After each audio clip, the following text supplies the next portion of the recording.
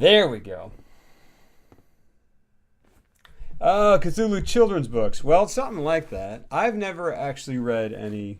I've read one story by H.P. Lovecraft. Hold on, I'm going to put a little fan on. You guys tell me if it's too loud or if you can hear it. That fading into oblivion thing was awesome, though. So, do you guys hear a fan? Probably. It's audible to me. I like it because it is refreshing to me. So what we're going to do tonight, or what I thought we would do tonight, is read this. Thanks, Chatwin. I think I ended up giving myself a haircut that doesn't really necessarily fit my personality. I just don't. I feel like I don't look like myself, but I appreciate it. What's up, Allie? How you doing? You can barely hear it. Okay, well that's I can deal with that. Hold on. Can you hear me? Can you hear me? Let's do this. Put it right by my face. So we're gonna do just a real quick story time here. I've never read. I've read one Lovecraft story, and it was during a Bright Pink. Yeah, sounds great. I've read one Lovecraft story, and that was during our spoopy story time Halloween. But I figure if we're going to do Bloodborne next week, then should get ready for it. So, True Witty. Oh my gosh, you guys, True Witty. Oh, man. Hey, Nefredim.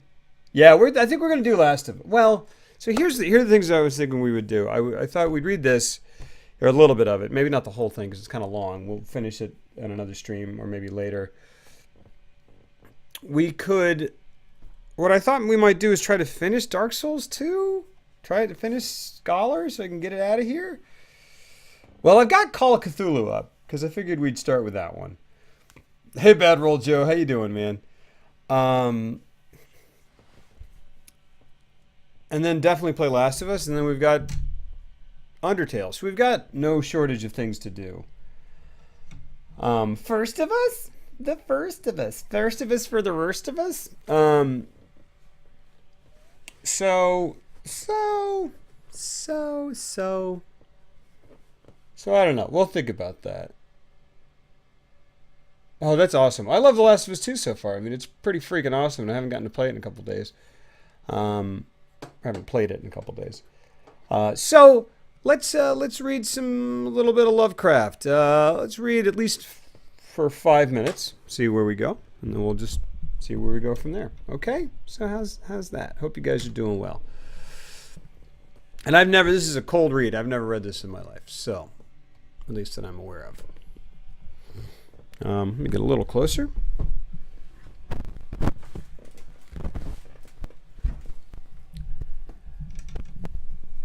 All right. You know, I think I might actually... Hold on. There we go. Let's make it large print edition. All right, so this is called The Call of Cthulhu by H.P. Lovecraft. Yeah, True Witty. Guys, I got to show you what True Witty made. Let's see. I'm running it on a different... I will show you. I'll show you guys in the... Well, I'll show you. I should show you right now. Oh, here. I can show you right now. Check it out. Check it out. Check it out. Blam. Look at that emote. Oh my gosh. Oh my gosh. Isn't that the most beautiful thing you've ever seen? I mean, that sounds really megalomaniacal or narcissistic because it's the bottom of my face. But isn't that amazing? Isn't that amazing? That's literally the Lobrocop emote. That's literally it. True Witty, you did it. True Witty, you did it.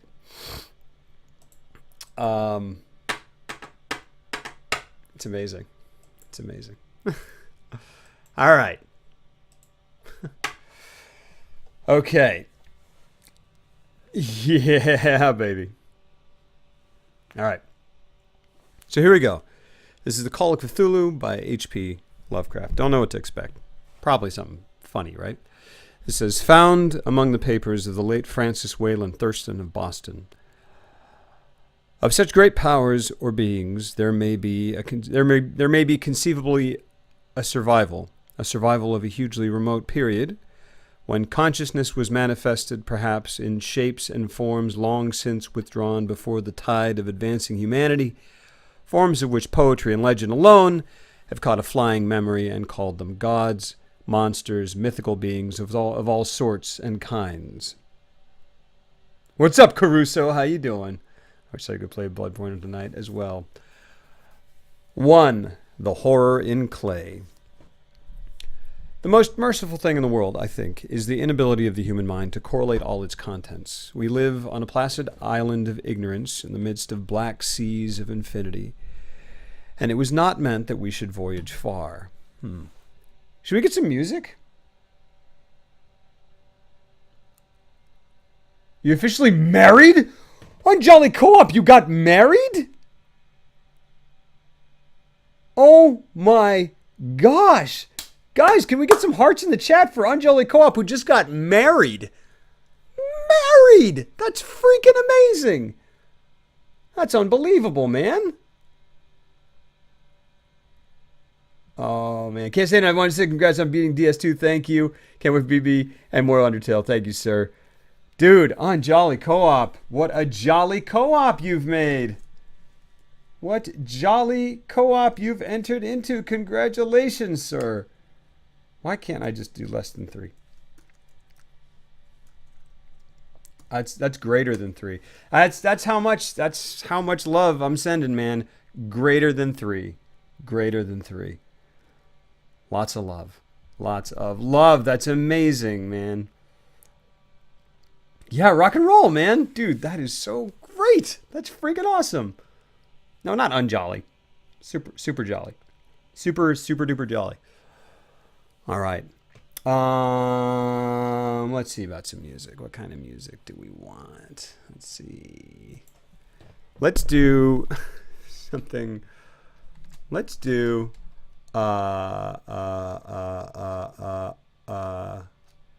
public domain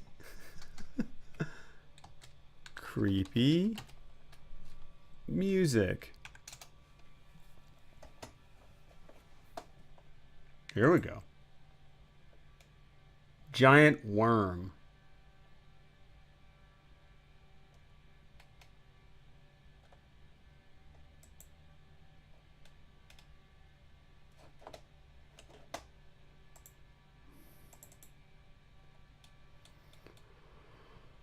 Let's see.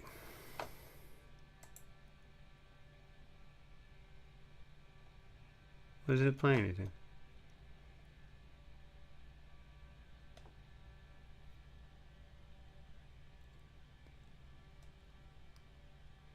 Congratulations. Hold on.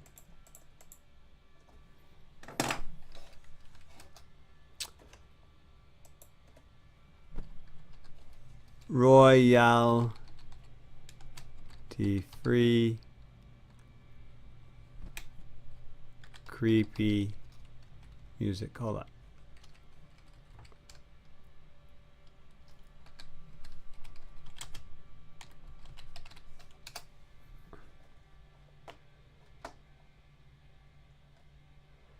We need a long... Oh, here we go.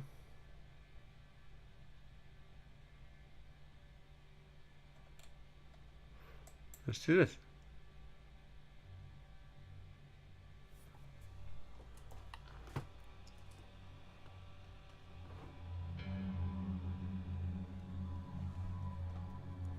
Thanks, Ihara. All right. We're going to be interrupted by... Can you guys hear this music? Good old Kevin MacLeod. You got it, baby. He's always got our back. All right, let's see. We're gonna be interrupted by ads. Dude, on Jolly Co-op again. Congratulations. All right, here we go. The most merciful thing in the world, I think, is the inability of the human mind to correlate all its contents. We live on a placid island of ignorance, in the midst of black seas of infinity, and it was not meant that we should voyage far. The sciences, each straining in its own direction, have hitherto harmed us little. But someday the piecing together of dissociated knowledge will open up such terrifying vistas of reality, and of our frightful position therein, that we shall either go mad from the revelation or flee from the deadly light into the peace and safety of a new dark age. Theosophists have guessed at the awesome grandeur of the cosmic cycle wherein our world and human race form transient incidents.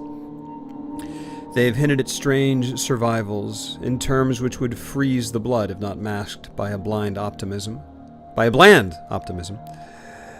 it is not from them that there came the single glimpse of forbidden eons which chills me when I think of it and maddens me when I dream of it. Am I too loud? You guys can, is this okay? Is this a good balance between music and voice? That glimpse, like all dread glimpses of truth, flashed out from an accidental piecing together of separated things. In this case, an old newspaper item and the notes of a dead professor. I hope that no one else will accomplish this piecing out. Certainly, if I live, I shall never knowingly supply a link in so hideous a chain. I think that the professor, too, intended to keep silent regarding the part he knew, and that he would have destroyed his notes had not sudden death seized him. No, sorry, I'm lunchy. My knowledge of the thing began in the winter of 1926 to 27, I guess I should do an accent for this, with the death of my granduncle, George Gamble Engel, Professor Emeritus of Semitic Languages in Brown University, Providence, Rhode Island. Oh, he's American. Professor Engel was widely known as an authority on ancient inscriptions and had frequently been resorted to by the heads of prominent museums, so that his passing at the age of 92 may be recalled by many. Locally, interest was intensified by the obscurity of the cause of death. The professor had been stricken whilst returning from the Newport boat, falling suddenly, as witnesses said, after having been jostled by a nautical-looking Negro. This is old. Who had come from one of the queer dark courts on the precipitous hillside, which formed a shortcut from the waterfront to the deceased's home in Williams Street. Physicians were unable to find any visible disorder, but concluded after perplexed debate that some obscure lesion of the heart, induced by the brisk ascent of so steep a hill by so elderly a man, was responsible for the end. At the time, I saw no reason to dissent from this dictum, but latterly I am inclined to wonder, and more than wonder. What is that? Why is there like a... Is that like a racist caricature emote? He is a bit racist? Well, darn it. Maybe I shouldn't be reading this out loud then. Maybe I should have read it before. Okay, well, if we get anything real bad, we can knock it off.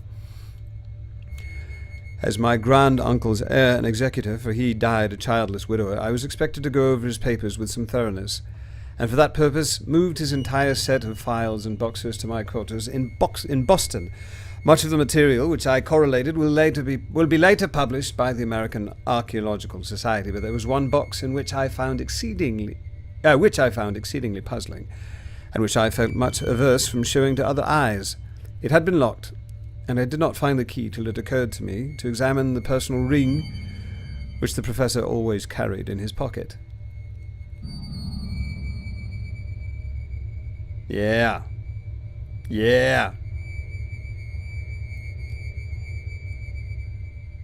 That sucks, Bad Roll Joe. Can't be worse than the movie Side Hackers.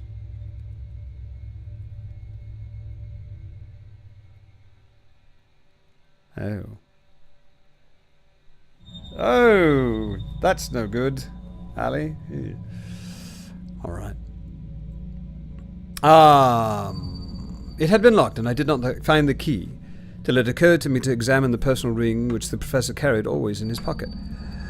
Then indeed I succeeded in opening it, but when I did so seemed only to be confronted by a greater and more closely locked barrier. For what could be the meaning of the queer clay bas-relief and the disjointed jottings, ramblings, and cuttings which I found? Had my uncle, in his latter years, become credulous of the most superficial impostures, I resolved to search out the eccentric sculptor responsible for this apparent disturbance of an old man's peace of mind. Oh, sorry. Sorry, Anjali Co-op. Fair point, fair point. The bas-relief was a rough rectangle, less than an inch thick and about 5 by 6 inches in area, obviously of modern origin. You guys know what a bas-relief is? Do I know what a bas-relief is? It's a raised sculpture, right? It's like, not like an entire sculpture, but it's almost like a painting that is sculpted to kind of, it's almost like a 3D, it's sculpted out but flat on the back. That's right. I believe that's correct. The bas-relief is a rough rectangle less than an inch thick and about 5 by 6 inches in area, obviously of modern origins. Its designs, however, were far from modern in atmosphere and suggestion. For although the vagaries of cubism and futurism are many and wild, they do not often reproduce that cryptic regularity which lurks in prehistoric writing. And writing of some kind, the bulk of these designs seem certainly to be, though my memory, despite much familiarity with the papers and collections of my uncle, failed in any way to identify this particular species or even to hint at its remotest affiliations. Like a Dali clock thing. Well, the Dali ones that I'm familiar with are actually paintings. But so it's not a painting. It's made out of... It's when something is set like... It's like when parts of it are raised, you know? In comparison to other parts. Wow, that's crazy. And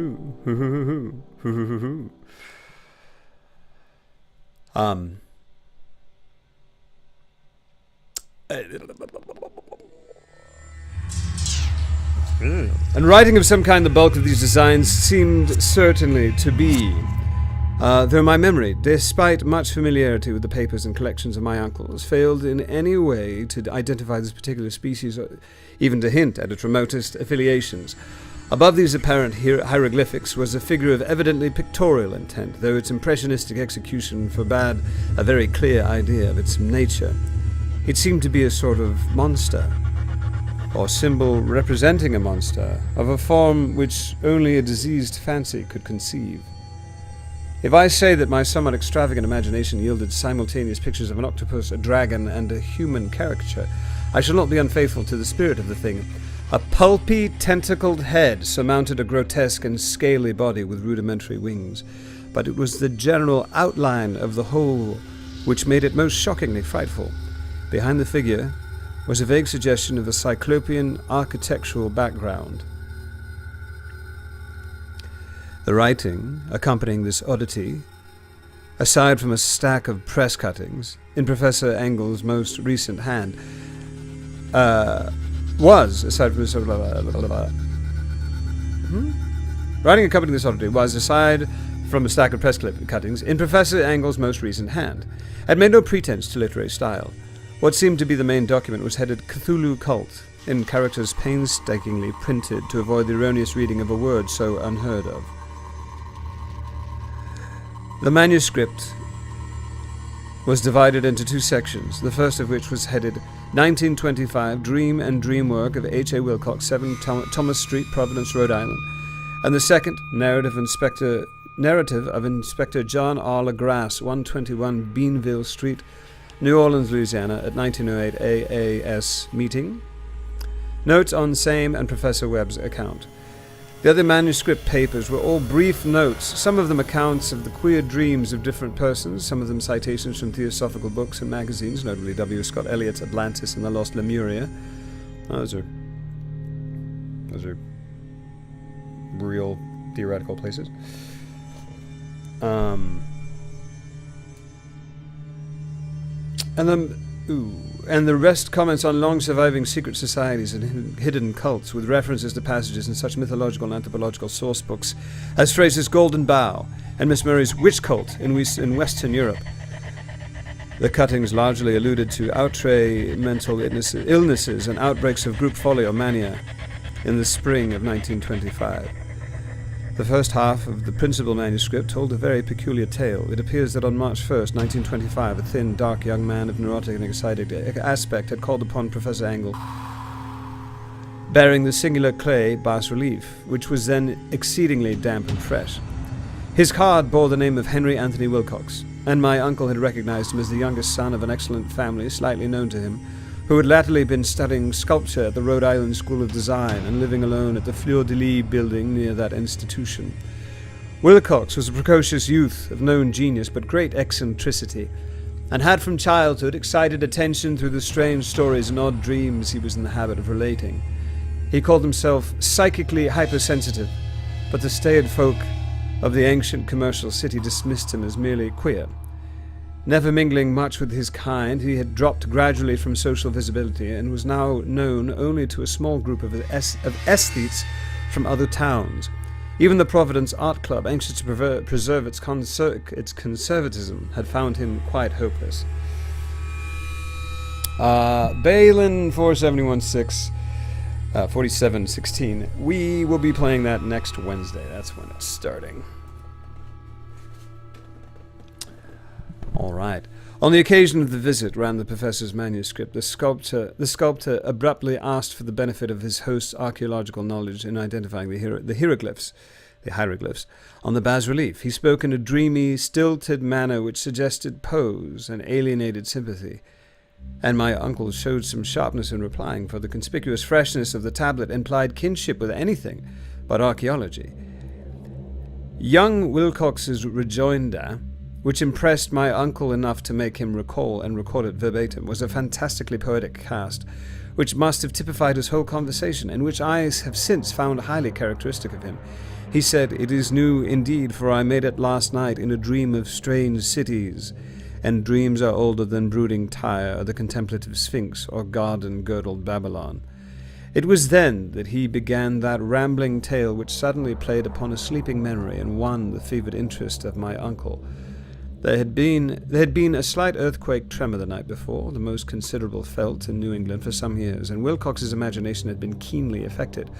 Upon retiring, he had had an unprecedented dream of great cyclopean cities, of Titan blocks and sky-flung monoliths, all dripping with green ooze and sinister with latent horror.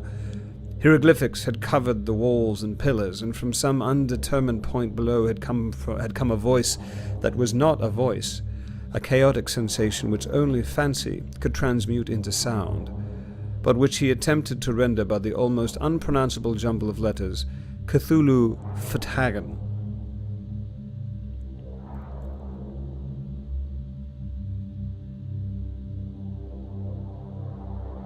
Oh, wow. Hey, Keelan. Oh, awesome. The verbal jungle. This verbal jumble, not jungle, was the key to the recollection which excited and disturbed Professor Engel. Engel. He questioned the sculptor with scientific minuteness, and studied with almost frantic intensity the bas-relief on which the youth had found himself working, chilled and clad only in his night clothes when waking had stolen bewilderingly over him. My uncle blamed his old age, Wilcox afterwards said, for his slowness in recognizing both hieroglyphics and pictorial design. Many of his questions seemed highly out of place to his visitor, especially those which tried to connect the latter with strange cults or societies, and Wilcox could not understand the repeated promises of silence which he was offered in exchange for an admission of membership in some widespread mystical or paganly religious body. When Professor Engel became convinced that the sculptor was indeed ignorant of any cult or system of cryptic lore, he besieged his visitor with demands of future reports of dreams. This bore regular fruit, for after the first interview the manuscript records daily calls of the young man, during which he related startling fragments of nocturnal imagery whose burden was always some terrible cyclopean vista of dark and dripping stone, with a subterranean voice or intelligence shouting monotonously and enigmatical sense impacts, uninscribable, save as gibberish. The two sounds most frequently repeated are those rendered by the letters Cthulhu and Rilye. Yeah, we are, Zard.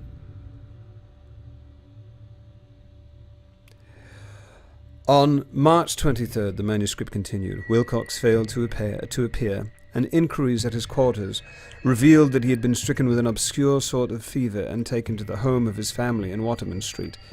He had cried out in the night, arousing several other artists in the building, and had manifested since then only alternations of unconsciousness and delirium. My uncle at once telephoned the family, and from that time forward kept close watch of the case, calling often at the Thayer Street office of Dr. Toby, whom he learned to be in charge. The youth's febrile mind, apparently, was dwelling on strange things, and the doctor shuddered now and then as he spoke of them. They included not only a repetition of what he had formerly dreamed, but touched wildly on a gigantic thing, miles high, which walked or lumbered about. He at no time fully described this object, but occasional frantic words, as repeated by Dr. Toby, convinced the professor that it must be identical with the nameless monstrosity he had sought to depict in his dream sculpture. Reference to this object, the doctor added, was invariably a prelude to the young man's subsidence into lethargy. His temperature, oddly enough, was not greatly above normal, but his whole condition was otherwise such as to suggest true fever rather than mental disorder. On April 2nd, at about 3 p.m., every trace of Wilcox's malady suddenly ceased. He sat upright in bed, astonished to find himself at home and completely ignorant of what had happened in dream or reality since the night of March 22nd. Pronounced well by his physician, he returned to his quarters in 3 days, but to Professor Angle he was of no further assistance. All traces of strange dreaming had vanished within his recovery, and my uncle kept no record of his night thoughts after a week of pointless and irrelevant accounts of thoroughly usual visions. Here, the first part of the manuscript ended, but references to certain of the scattered notes gave me much material for thought. So much, in fact, that only the ingrained skepticism then forming my philosophy can account for my continued distrust of the artist. The notes in question were those descriptive of the dreams of various persons covering the same period as that which young Wilcox had had his strange visitations. My uncle, it seems, had quickly instituted a prodigiously far-flung body of inquiries amongst nearly all the friends whom he could question without impertinence, asking for nightly reports of their dreams and the dates of any notable visions for some time past.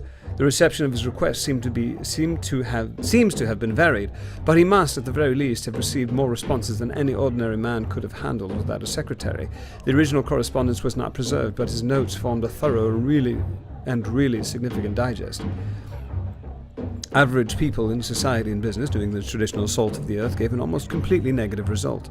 Though scattered cases of uneasy but formless nocturnal impressions appear here and there, always between March 23rd and April 2nd, which is coming up, the period of young Wilcox's delirium. Scientific men were little more affected, though 4 cases of vague description suggest fugitive glimpses of strange landscapes, and in one case there is mentioned a dread of something abnormal.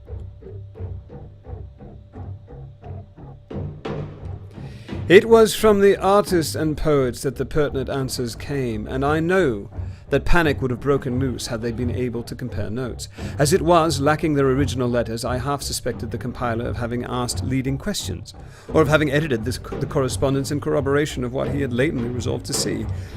That is why I continue to feel that Wilcox, somehow cognizant of the old data which my uncle had possessed, had been imposing on the veteran scientist.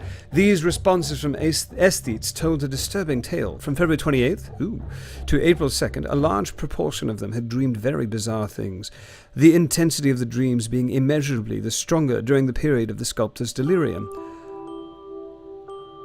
Over a fourth of those who reported anything reported scenes and half sounds not unlike those which Wilcox had described, and some of the dreamers confessed acute fear of the gigantic nameless thing visible toward the last.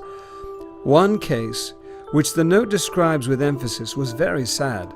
The subject, a widely known architect with leanings towards theosophy and occultism, went violently insane on the date of young Wilcox's seizure and expired several months later after incessant screamings to be saved from some escaped denizen of hell. It is the Barney theme.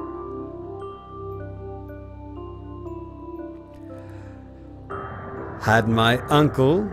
It's this old man. He played 6. Had my uncle referred to these cases by name instead of merely by number, I should have attempted some corroboration and personal investigation, but as it was, I succeeded in tracing down only a few. All of these, however, bore out the notes in full. I have often succeeded in tracing down only a few. No, I have often wondered, if all the objects of the professor's questioning felt as puzzled as did this fraction. It is well that no explanation shall ever reach them. The press cuttings, as I have intimated, touched on cases of panic, mania, and eccentricity during the given period. Professor Engel must have employed a cutting bureau, for the number of extracts was tremendous, and the sources scattered throughout the globe. Here was a nocturnal suicide in London, where a lone sleeper had leapt from a window after a shocking cry. Here likewise a rambling letter to the editor of a paper in South America, where a fanatic deduces a dire future from visions he has seen. A dispatch from California describes a theosophist colony as donning white robes en masse for some glorious fulfillment which never arrives, whilst items from India speak guardedly of serious native unrest towards the end of March. Voodoo orgies multiply in Haiti, and African outposts report ominous mutterings. American officers in the Philippines find certain tribes bothersome about this time, and New York policemen are mobbed by hysterical Levantines on the night of March 22nd to 23rd. The west of Ireland, too, is full of wild rumour and legendary, and a fantastic painter named Audouin Bonneau hangs a blasphemous dream landscape in the Paris Spring Salon of 1926. And so numerous are the recorded troubles in insane asylums that only a miracle can have stopped the medical fraternity from noting strange parallelisms and drawing mystified conclusions. A weird bunch of cuttings, all told. And I can at this date scarcely envisage the callous rationalism with which I set them aside. But I was convinced that young Wilcox had known of the older matters mentioned by the professor. Legendary.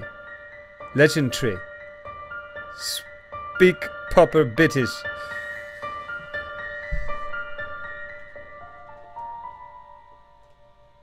Well,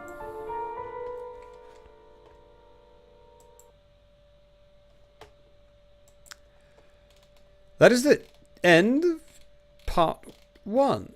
And this is how long part 2 is. And then there's part 3.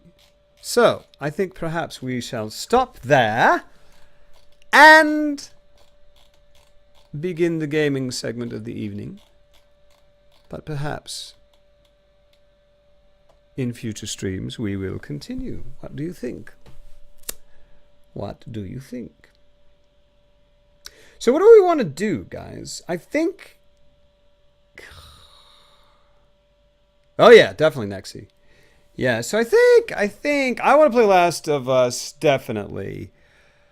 But I feel like we should eat our vegetables and finish Scholar first, correct? I'll be back for a little bit once I'm done watching Lover Watch Happy Souls. It was great. I was kind of falling asleep, though, because I was so tired.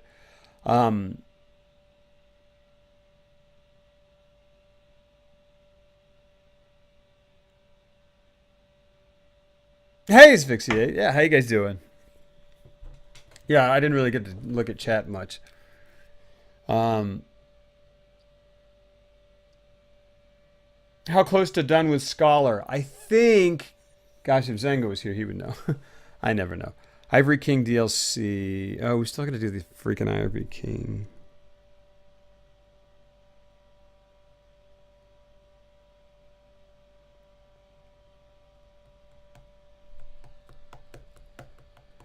I don't know.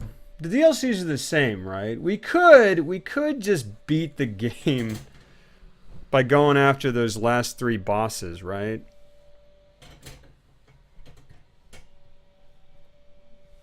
I can't believe that.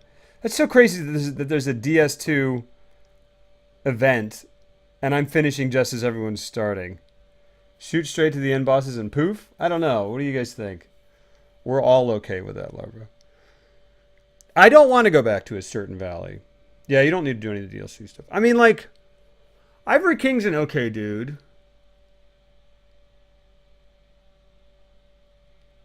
I mean, is the DLC all the same?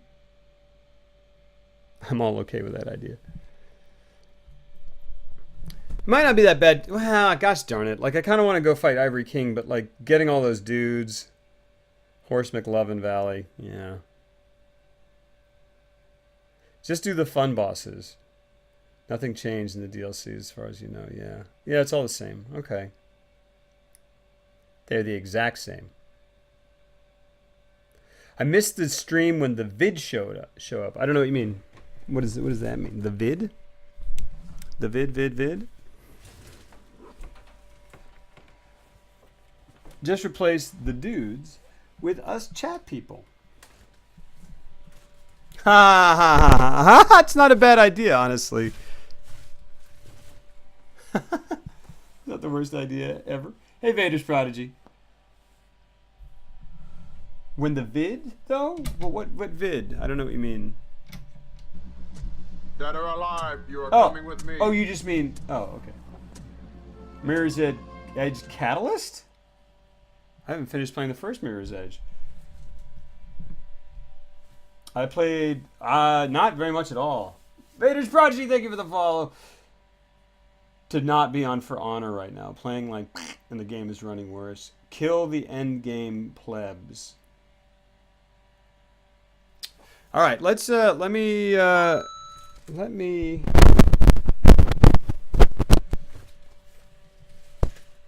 honestly, what's the follow gift from? They're different ones. I'm not sure which one that one was from. Was that like an animated alien in Sigourney Weaver?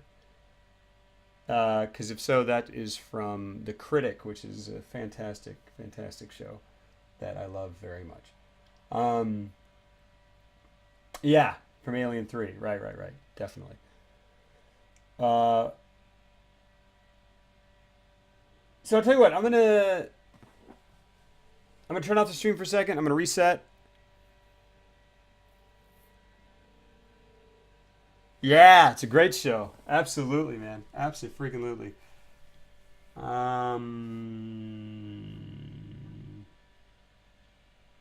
Yeah. I'm gonna cut the stream for just a second. Okay? Okay, nobody freak out. Nobody freak out. Ah!